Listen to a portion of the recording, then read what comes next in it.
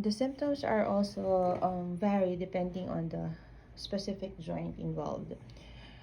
With the hand, symptoms are usually present bilaterally.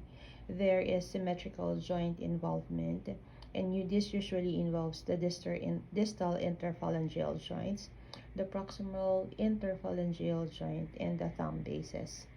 With nodal osteoarthritis, we see the presence of Heberden's nodes, Bouchard's nodes, and in interphalangeal osteoarthritis, women in their menopause years usually presents with such, and there is pain, tenderness, and stiffness. There's also erosive osteoarthritis, which is very uncommon. It has an insidious onset. There is stiffness, there is soft tissue swelling, and paresthesia.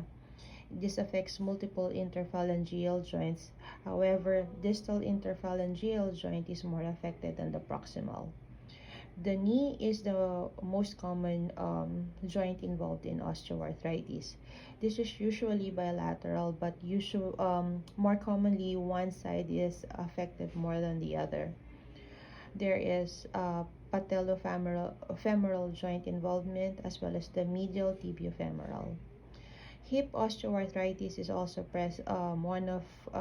is another common joint involved. This presents with aching pain, stiffness, and restriction in movement. Pain is usually felt from rising from a seated position or when patient is starting to ambulate.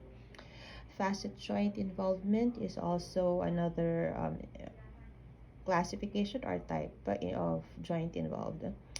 The shoulder is another common joint involved but not frequently seen in patients.